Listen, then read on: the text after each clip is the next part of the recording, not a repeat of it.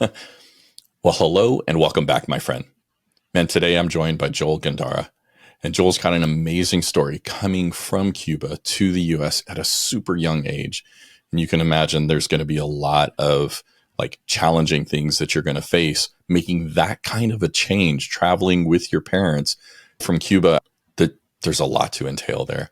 He intentionally ditches the things that would hold him back, like the poverty mindset and all those kind of beliefs that hold you coming up in that kind of environment, ditches those, and then has this level of perseverance just to continue on, not to wrap his identity in things that are going on with the business, but being true to himself. And that's something I think we all as men need, is to know who we are at our core. So I'm excited to jump into this conversation with Joel. How are you doing today, my friend? I'm great, Mike. Thanks for having me here with you. Absolutely. Well, I appreciate your patience in getting past the technical challenges we had there, and totally excited to jump in here. Joel, what does it look like for you today on the professional side of life? Yeah, so today I'm living a complete opposite of what I ever imagined as a kid. I have a freedom where I get to wear whatever I want every day. I'm in a t-shirt and shorts right now, and it's the middle of the week, middle of the day. I get to do whatever I want, and every single day on my calendar looks completely different. When I go to bed at night and I check the next day's calendar, I'm like, oh, that's cool. That's different. And that happens every single night when I review the next day. So that's really, and I'm doing absolutely what I want. I run a group of amazing men and I help them become better. So, but that wasn't the original business, but that's where I've gotten it to right now. Yeah, definitely didn't happen overnight, and that's something you've driven towards. So I'm looking forward to seeing that transition and how you directed things to this place. What does it look like on the personal side? And obviously, when you're talking shorts, we know you're not like up near Michigan and rocking the shorts out there, unless you're doing a lot of cold plunging, Joel. And this is just like building up that tolerance for that kind of stuff. Well, here's the irony. I do cold plunge regularly because I have that at home, Right. but I also do sauna, steam room, and jacuzzi. That's all part of my daily life at home. But I am in South Florida, right near Fort Lauderdale, in a beautiful city, safest city in Florida, one of the top cities to live in the country, Weston, Florida. And that's where I get to live. That's awesome. And as far as personal, also married for almost 22 years to my absolute best friend, Jessica. And we have 4 kids, all the way from 18 down to 10. And I'm very proud to say that my 18-year-old is a U.S. soldier. Very cool, man. Well, thank you. That's grateful for him to be serving. And so thank you. And yeah, cold plunging, I totally get it. It's one of those of you build up tolerance doing something that it's like you don't want to do. And then when those things come along in your daily life that you're like, I have an uncomfortable conversation I don't want to face. I think that perseverance or kind of like that mindset helps you. Do you find that to be the case for you, Joel? Yeah, so there's a few things I've done in the last 10 years that have made me more resilient. I think I exercised perseverance as a kid. In fact, in 5th grade, I think it was 5th grade, 5th or 6th, I got a perseverance award from my teacher, Mr. Black. And I had to look it up in the dictionary because I wasn't sure what it meant when I got it. And I couldn't go home and ask my parents. They didn't speak good enough English. So I looked it up and I go, oh, like strong, keep going, don't give up. And that kind of helped me at that point because it stood in the back of my mind of, okay, well, someone thought I was perseverant. So I guess I have that, that I still remember that all the time. So anyway, in the last 10 years, there's some exercises I've done to build that. Cold plunge, like you mentioned, absolutely. I want the hardest thing that I do to be under my terms. And that is the hardest thing that I do. When I get in that freezing water and I don't want to be in it, I get through it. And then the other one is I've done ultra marathons. I also train Brazilian jiu-jitsu. And when a big guy is on top of me and crushing me, I don't want to be there. So, but I can't just tap because some guy put a little pressure on me. So I got to face him. I'm not going to give him my back so he can choke me. I got to face him. I got to put frames in. I got to inch away or centimeter away, little by little, and make some room and then go on the attack. So all of that to me is just like life. I don't want to go run 20 miles today, but if that's on my schedule, I will run the 20 miles today. And if I got to fight a guy who's 300 pounds, I'll fight the guy and try to survive. Well, I look forward to jumping into like how that became a part. Because we can go back, and you as a young child, right? You crossed from Cuba over to Florida. I think it was Key West, right? And that was how, like, I believe you were reunited with your grandparents who were already here. And so, dude, that's a lot to take on. You're leaving everything you know as a kid, going, you know, across the seas to get here. And it's a very different culture, very different like environment that you're like being plunged into. What was going on for you at that point in making that change? Yeah. So first of all, the transition wasn't getting on an airplane, landing, and starting. No, it was a 12-hour boat ride. It was the Mariel boat lifts in 1980, and we were in our boat, double capacity of what the capacity should have been. Definitely not enough life jackets. A bunch of boats sunk, and we were in that boat for 12 hours. 4 of those hours was a really bad storm that is tattooed in my brain. I'll never forget that. When that boat would go up, I saw sky. And when the boat went down, I saw 4 walls of water. That happened for 4 hours. There was crying, screaming, yelling. My mom was crying, holding me, holding my brother. We were getting splashed constantly. It was traumatic to the point where that's my biggest fear. It's the ocean till this day. Getting here, getting to Key West was amazing because it was the dichotomy of that rough sea. It was a calm bay, and we just pulled right into this cement pier. It was a naval station, and we just drove up to that area, floated into that, and we were given soup and chocolate and soda and just any energy we can get in our system because we hadn't eaten for a day. Especially when you're a little kid, that's hurtful. But then everything changed because a few days later we got on an airplane and went to California. Grew up in Northern California in San Francisco. Now you're talking about it's late May, early June, and I was wearing a jacket. Coming from a tropical client, coming from South Florida, also where you're in shorts and t-shirts every day, and all of a sudden I had to wear a jacket every day in the summer. And it was gray and cloudy, and no one spoke Spanish that I could understand. And then 3 months later, I got dropped into school because September came along and I failed that year because I didn't understand one word. And so you can imagine that sets up a lot of questioning yourself. And I thought I was dumb, but then deep down, I didn't think I was dumb. I just thought the teacher was dumb and those kids were dumb because they didn't understand me, but I had something to say, but I couldn't say anything. So I was always just by myself. I had a little bit of trouble making friends those first couple of years, and I always felt like an outsider because of that. Mm.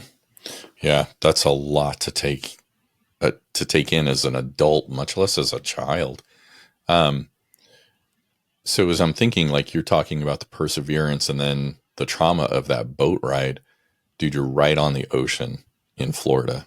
Now, do you like go out on boats to kind of move past that stuff? Or is it just like, that is not something I want to tackle. I'm going to focus on the things I do want. Like, how does that play out for you there? So boats have never been a big fear because we're in the most advanced country. The boats are good. The life jackets are there. You go on anything and they'll tell you, the captain tells you right away. And I live, like you said, I live near the ocean. They'll always say, hey, life jackets are here. For in case of any emergency, there's radios. We're not going 20 miles out to sea. We're in the bay, or we're going a couple miles out to sea. I'm not scared of that. I'll tell you what I'm scared of: going to the beach and getting to where I can't touch the ground. At my waist, I'm fine.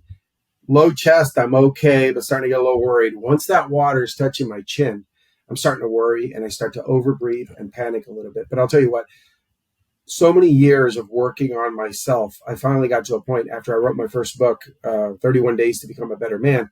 Day 18 is about conquering fear. And I said, I can't be a hypocrite. I'm definitely not a hypocrite.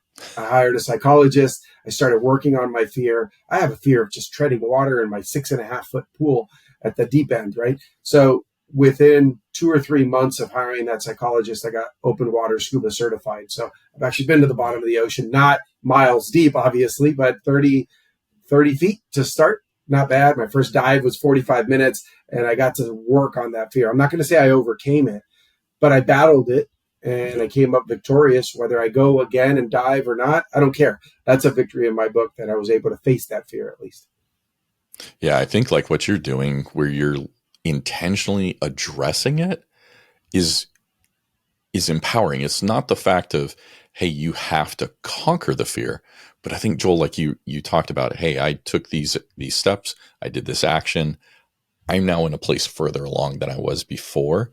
That progress builds up the confidence and courage to continue on and impacts other areas of our life, dude. I'm like, hats off to you, because man, I understand when it's like fear has become such a insurmountable thing because of what you've experienced.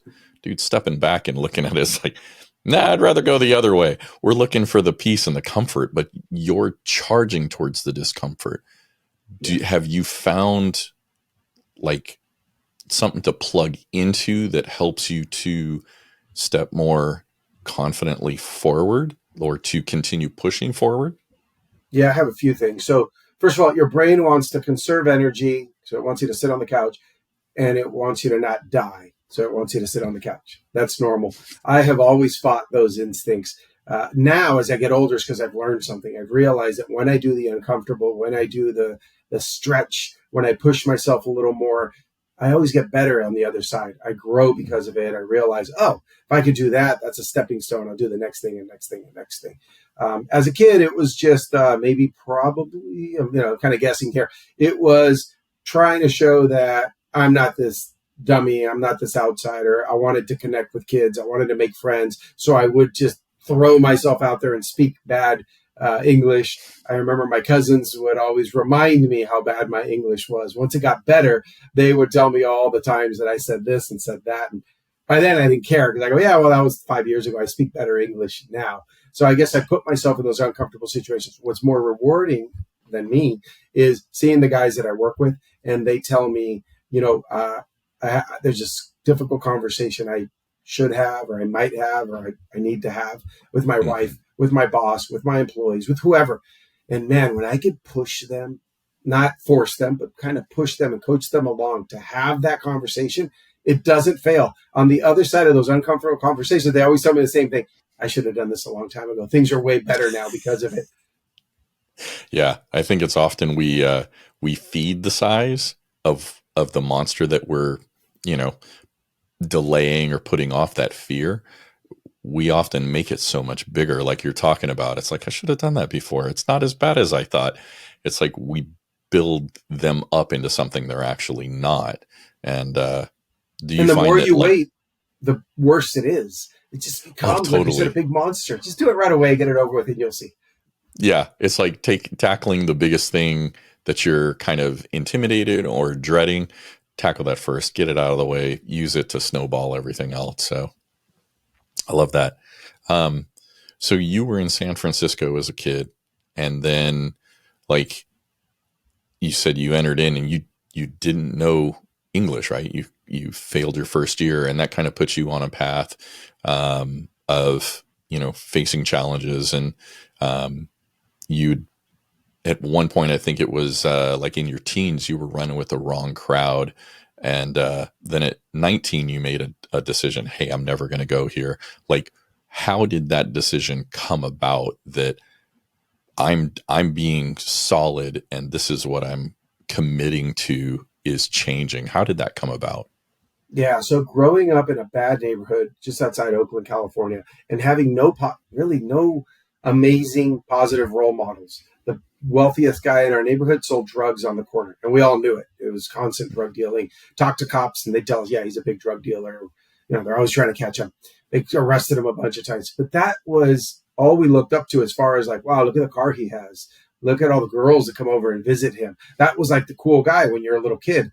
I never sold drugs, but I did get into doing some stupid things. I stole stuff, not from people, but from employers. If I worked at a shoe store, I stole shoes, and then I'd sell them at school. I, opened up the boxes, and I'd try to get requests. What size do you need? I'll get you some, things like that. And I did that for a while, successfully, if you could call it that, until my 18th birthday. About 17 days after I turned 18, I got caught, and I went to jail. And now it wasn't a kid thing, because I never got caught as a kid. I got caught as an adult. So I'm assuming it's on my record. I haven't worked for anybody since my 20s. I haven't checked, but that happened at 19. I had already decided I'm not letting this happen again. I'm never going to steal anything again. Until this day, I haven't stolen anything. However, I started loaning money. because I go there, I can make money there. I'm going to lend a guy $500. He'll pay me $550 in a couple of months, and I'll make some money until somebody didn't pay me. And then I got arrested for putting pressure on that person to pay me by breaking a window. And that was the second time. I go, you know what? That's enough. This isn't how I was brought up. My parents are so ethical, and they don't ever promote anything like that and breaking the law. And I had a big moment where I go, I can't, what am I, some sort of criminal? Because I've had a lot of, by the way, both of those 2 times that I mentioned, I got arrested with the same kid. And so that kid is now dead. He overdosed in the last 5 years. And a lot of people that I grew up with went to jail, died, got killed. And I decided that's it. I'm going to put my head down and I'm going to work a ridiculous amount of hours. All I'm going to do is work, because that's the only, what else do I got? I can't steal. I got to be careful coming after people who don't pay me. All I know is to work. So I had a $7 an hour job. I was 19 years old, and I got 2 shifts in a radio station. And I worked. I never called in sick. I don't care if I had bronchitis, I was there. And I'd constantly tell the boss, if you ever need me, I'll work any shifts you want. And that turned into 3 shifts. And then filling in a 4th, but then he gave me a 4th, then a 5th. I had a record of work hours, and I had that paper for years. I don't know what happened to it. From a Sunday to a Saturday, 1 week, I did 109 hours. We were shifting satellites and changing signals on the 39 stations that we controlled in our network control department.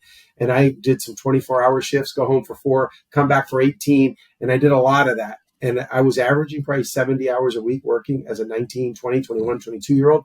And I hit my goal. I set a goal. See, my older brother bought a house when he was 23. And he got out of the house, got into a little bit better neighborhood. And I said, that's what I want to do. But I want to beat him because I'm pretty competitive. So at 22 years old, 1 year before him, I had $32,000 saved up from my little job that at that point, when I got to that point, I was only making $10.50 an hour. I was paying my parents $400 a month in rent. I paid obviously all my expenses, my car insurance, everything. But I still saved $32,000, and I bought my first house. And for the first time, I moved to a decent neighborhood. And that changed a lot. But it all happened because at 19, I hit rock bottom. And I knew if I get arrested again, I'm going to go away. Like, they're going to give me some time, serious time. So even if it's just 6 months or whatever, it's going to affect my life forever. And have kept out of trouble since then and put my head down and worked really hard. That's powerful. I mean, being able to see kind of where things could go and making that decision of, nah, it's not the direction I want to go. Thank you very much. Absolutely. It's scary. So from the radio stations, how did you get into running your own businesses? Was that something that was like a natural transition, or did it kind of come about by accident, or how did that open up? So part of that poor mindset that I always had, and part of it came from my dad, because my dad at 17 years old was sent into a forced labor camp cutting sugarcane in Cuba by the communist government. And his parents had an opportunity, and they left the country with his siblings. They were all gone. This is 1967. He didn't see them again until 1980, when he got reunited with his 12-year-old sister he had never met, and his brothers and sisters who he hadn't seen. So my dad had a very poor mindset for obvious reasons. Grew up in communism, had everything taken away, and they weren't wealthy at all, but they had no rights. They sent him home on his 3-year sentence of cutting sugarcane. They sent him home after 9 months because he was dying, and they sent him home, but he's alone. His parents were gone out of the country. And so my dad grew up that way. So my dad, what he taught us from an early age is get a job and don't risk it. Just get a job. If you could become a school teacher, you'll be rich. Because in our neighborhood, that would have been a pretty wealthy person, a school teacher, compared to the average person. They were all blue collar. So we always thought that a business was a side hustle. You have a full-time job, and then you do things on your time off to make money. That was just very normal. My dad did it. My mom did it. Everyone around me, my uncle was a mailman. He had a good job. He did that on the side. He'd do flea markets. So 4th grade, I started selling chocolates, trading cards, chocolates, little toys, anything I could buy for cheap and sell for more. In high school, I sold chocolates. Coming out of high school, I started going to garage sales and buying stuff and taking it to flea market in hopes of just that constant grind and hustle. But something changed my life. My aunt called me. I was about to get off work, and she said, there's a garage sale down the street of my house, her house, and they're selling brand new underwear in the package. It's all Jockey brand. And right after work, I went straight over there on a Saturday, and the guy had beautiful brand new in the package. I bought it all, $1 each. These are $13, $14 underwear. Bought them all for $1, 500 of them. that turned into $3,000 at the flea market, and I netted $2,500. And I said, wow, at that time I was making about $8 an hour. And I said, this is way better.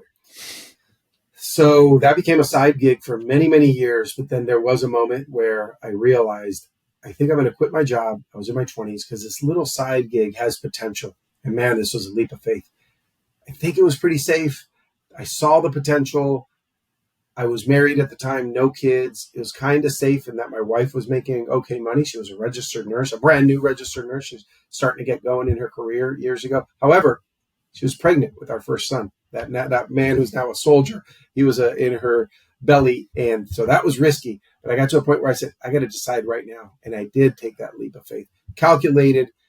And it's easy to say this right now and say, it worked. It made me millions of dollars. The problem is, it was so stressful and there was no sure sign and it did not happen right away. And it was just ups and downs and ups and downs. But over time, the downs were a little less low and the ups kept climbing up. So over years, it totally paid off.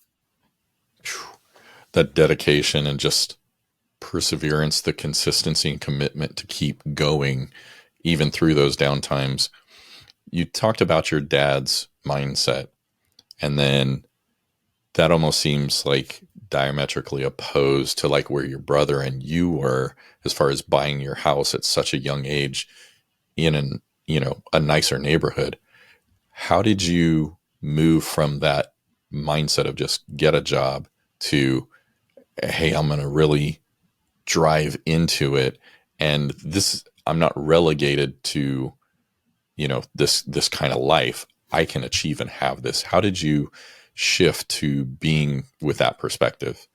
Yeah, that came through meeting someone. And that's why I always recommend, you're not happy with the circle of friends that you have, start leveling up. Find which one's the one who's the worst for you. The one who just invites you to drink or do drugs or complain or just sit on the couch. Let that one go and replace them with someone above your average friends and keep leveling up. It's not that you're just getting rid of people, but if people are bringing you very bad things, that's not the person for you to have around. Well, it all happened naturally. I was living in the San Francisco Bay Area, Oakland area, and I met a girl in Los Angeles, and I was 22 years old, and I went to visit. And in one of those visits, she said, I met her parents, and her parents said, hey, tomorrow, why don't you come check out our business? We'll give you a tour of the company. These are the wealthiest people I had ever met in my life, because I never really met wealthy people. At the time, they had something like 100 employees. They had a factory. Now it's an even bigger company. It's a lighting company. Not coincidentally, just kind of as a tribute, all the lights in my backyard and my front yard are from that company, even though she was my girlfriend 20-something years ago.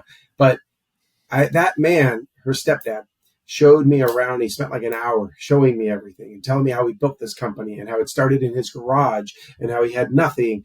And so at the time, I didn't have a business. I had a full-time job and a little side hustle, which evolved from the flea market to eBay. And I thought, that's it. I got my side hustle to go from a hot, sweaty flea market, dirty, to eBay. That's a great jump. I really thought that was it until I met this guy. And this guy just told me, look, I came to this country. He was also from Cuba. He said, I came at 14 years old. I finished high school. I took some electrician classes, and then I started figuring out how to make lamps. And then I put them in a hardware store and I got them sold. And it went one step at a time. Now it's this massive, massive lighting company, one of the more respected ones in that industry. And I said, well, he's a normal guy. He's just a normal dude. He had a van. He was an electrician, and he started figuring some stuff out, making some lamps and putting them out there. And he grew this. So that was a transformational. There's always these points that change your life. That was one. I remember being there, taking the tour and going, this is amazing. Yet he's a normal human being. He's just a guy. If he could do that, I might be able to do something like it. Yeah. Just that transfer of belief, all right, through somebody else's life. You had talked about the businesses kind of going up and then having, a downswing and the challenge. When the business and like the account gets down to like zero, I think twice had happened in that process, Joel. How do you like maintain your identity of who you are and yet double down on the effort to say, no, I feel like this is the direction I'm supposed to go, and I'm going to stick with it and see it through, right? A lot of people, when they look at that, will go, oh, I tried it, I'm done, check out, and kind of sign off. But you're continuing to stay that path. How did you do that? Yeah. So anybody who's listening, please don't think this was easy. It was like, oh, well, he's different. He just said, oh, I'm going to do it. And I did it. I spent so many sleepless nights. And when you go sleepless nights, probably not, you don't eat well when you don't sleep well. You don't feel well. You get sick. I mean, I went through a lot of that. I felt horrible, but I had to get up. I had to still make it happen. One of those crashes for me was real estate.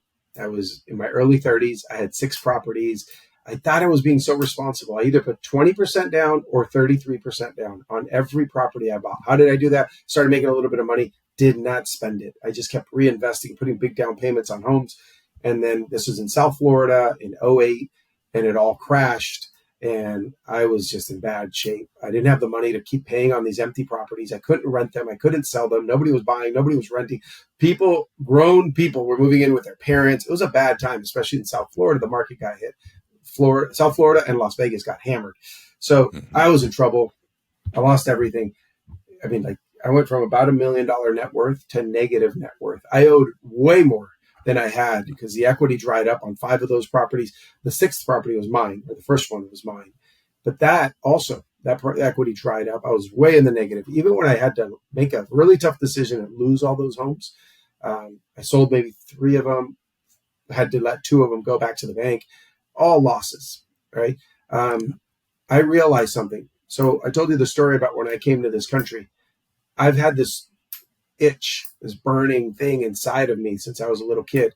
And I am the chosen one. I've convinced myself of these things because I've got a dozen first cousins that I've never met. They're in Cuba. They're living in a communist country with no opportunity. And me, why me? On my mom's side, my brother and I were the only kids on my mom's side who came here out of all those cousins that I have there. So I got to make every single day count. And I didn't come here to fail. Sure, there are some failures today, but there's going to be more. And the more we look at biographies of successful people, which I thoroughly enjoy, you see that hardly any of them had this smooth, perfect trajectory.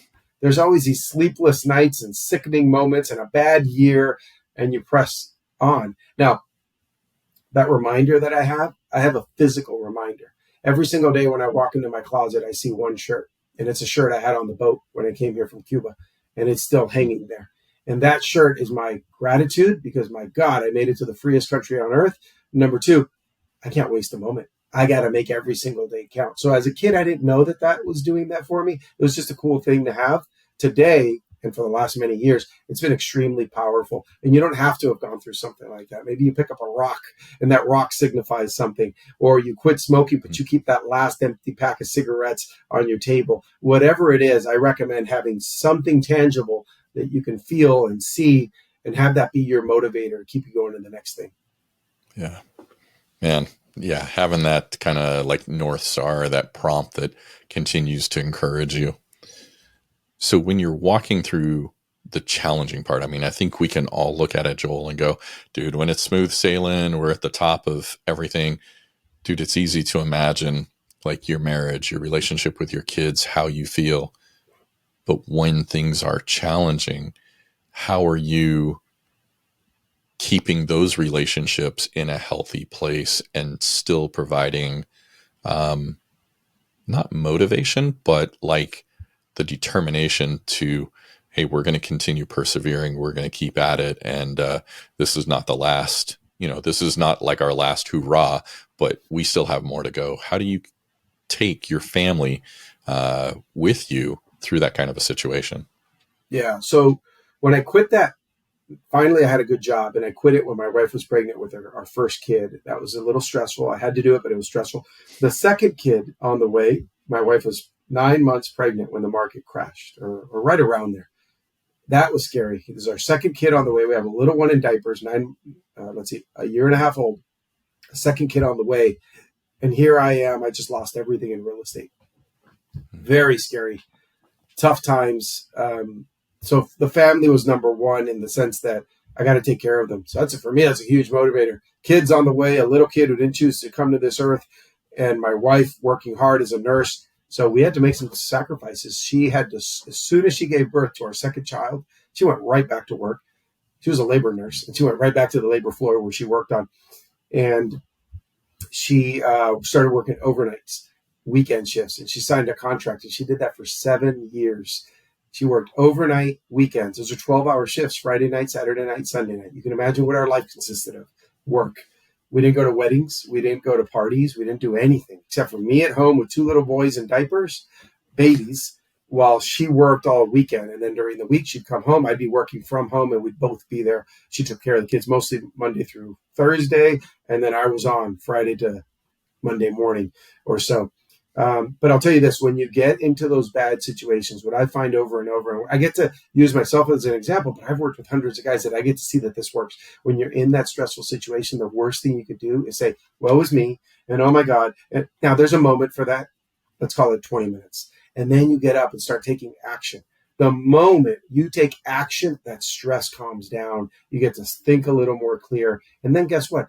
You don't snap as much at your wife and your kids because you're seeing the light at the end of the tunnel. There was a moment where my wife was pregnant with our second kid, and my little side business that became my full-time gig started not doing so well. So imagine losing real estate, the business not doing so well. My wife's pregnant with our second kid, and the other one's still in diapers. What are we going to do? I went and applied back to my old job, and they hired me. And man, things work out so amazing. They said, all right, you're hired. We'd love to have you back. You were a great worker. Can you start such and such date? And I said, no, I need another month because I have a trade show that I already paid for in Vegas, and I got to go to that. That trade show was my second trade show ever, and I sold more than ever. And I had to call the employer back and say, guys, I just had the best trade show of my life. I'm not going to go back. Things are going pretty well right now. And it worked out. It wasn't a lucky one day. It was a recurring business where you get orders of products and then they keep ordering. And it was my business. So that's where I grew my clientele. But I was that close to going back to work for somebody, which may have been okay, but it wouldn't have given me the life I've created today. Yeah. And I think how many times it's like you're at the edge, right? You're at that cusp. It's just like one more day, one more week of making it through. Like you talked about that trade show, one more trade show. And then it was like, that was the game changer, and how we can stop right before things flip. Have you experienced that at other times, or was that trade show the one time where you've seen that kind of the continuation, that forward momentum got you to a place where things, flipped and transitioned? Yeah. Whenever I work really hard, put my head down, do all the right things, there might be ups and downs that are macro and out of your control, but you're usually setting yourself up for success if you just take care of what you got to do. And yeah, there've been a million times probably where I got to the wire and I don't know what we're going to do. And then I'll work really hard. I'm going to make an extra 10 phone calls. It's that 10th call. It goes, yeah, I'll order. Yeah, I'll send you an order right now. You're right. We're low on inventory. And they sent me a $4,000 order back then when I was hustling as a wholesaler. And that made me $2,000 profit for the day. You have those moments that keep you afloat. I want to share something. In my apparel company that I built, from that flea market to that eBay store to creating my own brands in swimwear, underwear, athletic apparel, I had the amazing fortune of I bought 14 companies and rolled them all up and sold them. One of those companies was called Jocko Underwear. And with it came a magical website, jocko.com. When I bought that, I immediately reached out to Jocko Willink, former Navy SEAL, black belt jiu-jitsu, all these amazing author, podcaster, and sold it to him. And I sold it to him on several conditions. I want to work out with you. I want you to be my personal coach so I can access you by phone whenever I need to and you're available. And I want $1. He wrote me back. He had never responded. It was his COO. And he responded and said, that's amazing. You're awesome. Fly down here to San Diego and let's have lunch and we're going to work out, or dinner. We're going to work out, spend time with me. And yeah, I'll coach you. Well, I'm so glad I didn't charge him anything, because later we sat in his podcast studio for hours and he told me, I would have paid you hundreds of thousands of dollars for that name. Why didn't you ask for money? And I said, because I'd rather have a relationship, right? So I value that tremendously. And let me tell you one thing that came out of that. Because let's say I would have charged him $250,000, $300,000, $400,000, he would have paid it. He may have said, yeah, but it's just a transaction. But instead, I built a relationship. There was this moment, one of those other pivotal moments in my life a few years back, where I was at his jiu-jitsu academy, MMA academy, Victory MMA in San Diego. And I asked him if that was his first. What was his first? I go, Jocko, what was your first business when you retired from the military? And he said, this place. It was a massive 2 stories, boxing rings, cages, everything. This was your first business out of the military. This is a big deal. This isn't like you opened a lemonade stand or a little kiosk in the mall. And I go, were you stressed out about it? And he says, no, not at all. And I go, wow, that's weird because you're such an intense guy. How did you not stress out over this multi-million-dollar acquisition? He turned it into what it is today. And he said, well, no one could die. And man, did I need to hear that. Everything since that day has been different in my life. And now I got home, I told my mom that, and she said, well, I think he's right. Because my mom, in a very short amount of years, I mean, like within 3 years, had a bad car accident, had to have a spine surgery, had a bladder problem that women get where they have to put a mesh. The mesh went bad. They had to operate again to put another mesh. She had a stroke on the day of my brother's wedding. She's in Spain for his wedding. And as she's getting ready, she has a stroke. She spends months in the hospital. All of these things. Oh, breast cancer, surgery, chemo, all of these things. And my mom says, I'm so glad all that happened because ever since all of that, life is amazing.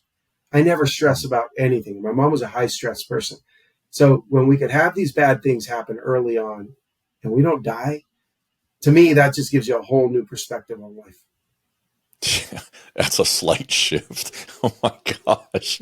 That's like a whole nother level, but that is Jocko. I mean, it's like, when you're taking ownership of things and then just kind of like, well, nobody's going to die. And remember, the perspective from him comes from the fact that he has seen so much death. Right? Yes. In the Battle of Ramadi, his team killed over 500 insurgents. In his team, a bunch of his guys got blown up and he saw them die. He posts that on social media all the time, like, remembering this friend. Imagine that a bunch of your friends, your comrades were right in it with you. You saw them bleed out. You saw them get blown up. That's pretty tough. Now, the fact that you lost that job is at the end of the world. The fact that they didn't give you that promotion is at the end of the world. It's a different way to look at things.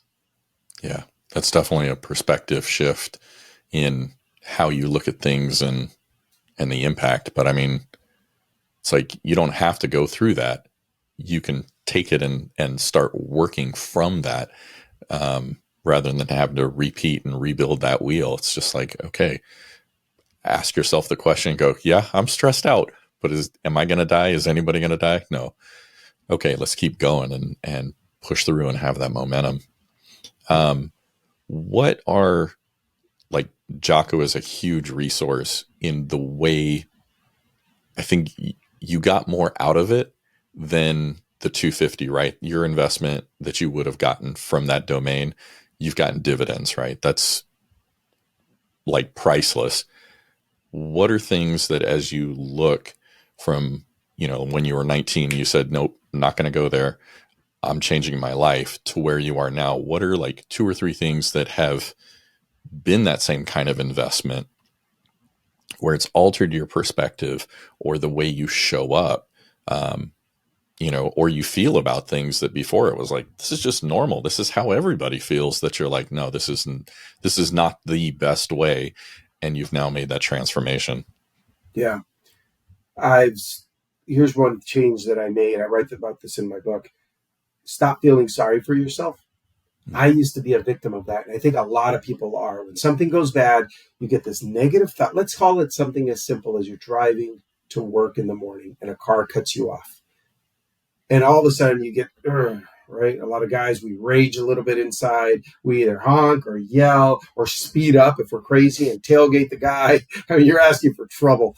But then what happens is that guy eventually gets away because he's a crazier driver than you. But now that set you off.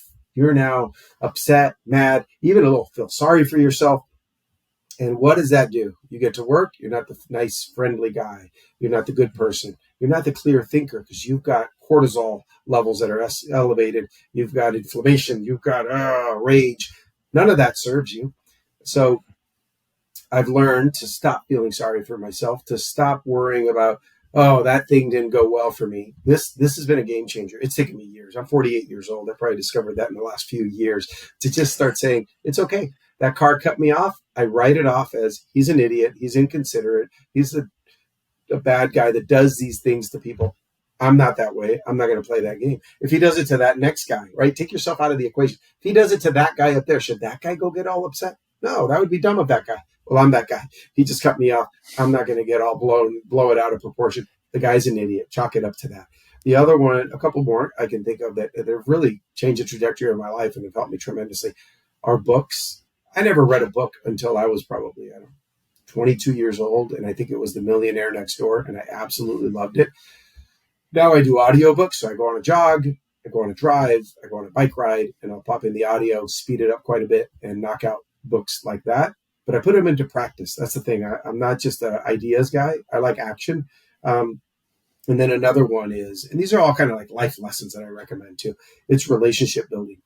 I'm not good at a lot of things, but I'm a good relationship builder just because, number one, I have an interest in the person. It's not fake.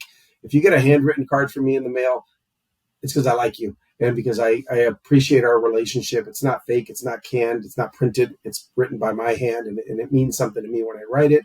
So same thing goes with any conversation that I have.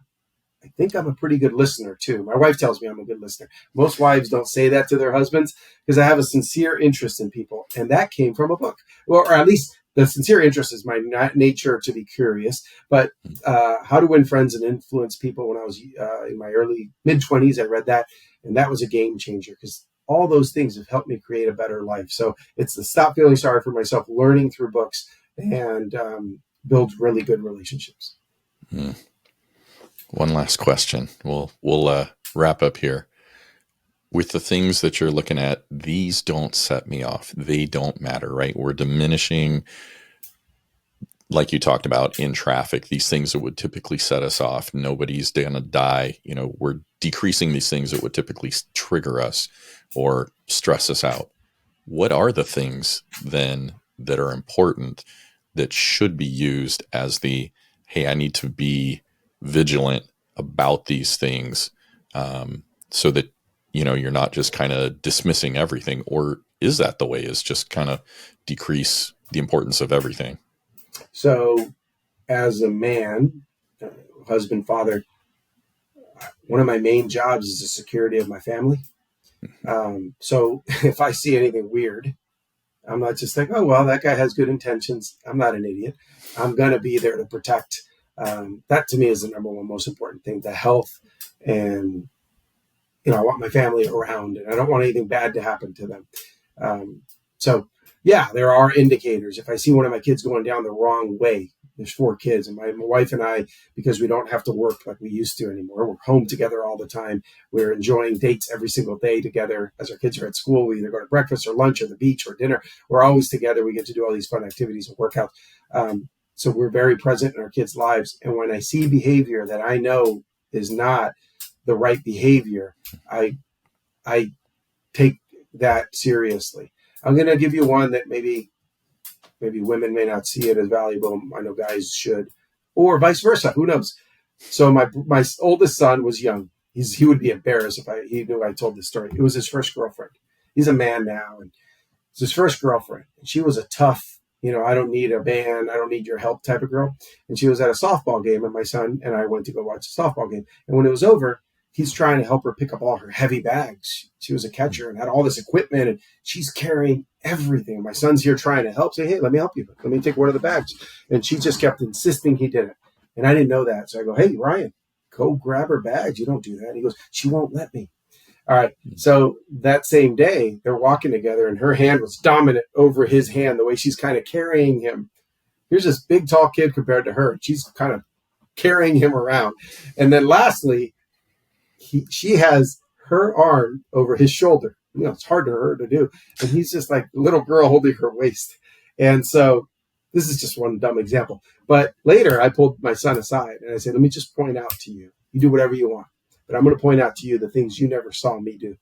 You never saw me watch your mom carry things, right? If she's carrying something, I'm going to carry that much or 5 times more. I'm the man. I'm way stronger. I'm going to help her. And I don't want her getting hurt lifting something. She can carry stuff. She's very strong. She's a 4-stripe white belt in jiu-jitsu. She's pretty good, but she doesn't need to do that, especially if I'm sitting around doing nothing. Help. Number 2, the way she was holding you, she was controlling you. The way you were holding each other was very weird. All these things. That was a huge eye opener to my son. So I know this may not have to do with personal development or this and that, but I wanted him to realize if that's what you want for your life, that's fine. You didn't learn that from me. And because I have it this other way, look at the harmony that we have in our life with your mom and me and the kid and all you guys. And that switched in his brain. So yeah, I'm very conscious about things. I'm not going to sweat the things that I can't control, but my kids, my wife, our home, my businesses, my employees, those things I'm going to try to direct if I see they're off course. That makes absolute sense. The relationships around us do, like you had talked about earlier, if you see somebody dragging you down in your circle, it may be time to move on and look for a different relationship that's healthy and serves you. Same thing, I think, regardless of whether we're just starting out or whether we're in our 80s, it's like, those relationships, are they healthy? So that's awesome. Who's inside our circle of safety, right? Well, Joel, thank you very much for joining me, sharing your journey, the insights, and the decisions you've made, because I think many people would be like, oh, dude, I've got this domain. I'm going to look at the money. Oftentimes, looking at things differently with a different set of eyes can pay bigger dividends that then impact us in a positive way and set us up for, more growth, more success. So don't take the first jump, the most obvious one, and don't stress out on the things that aren't going to kill us, right? So, Joel, I appreciate it. Thank you very much, my friend. My pleasure, Mike. Thanks for having me.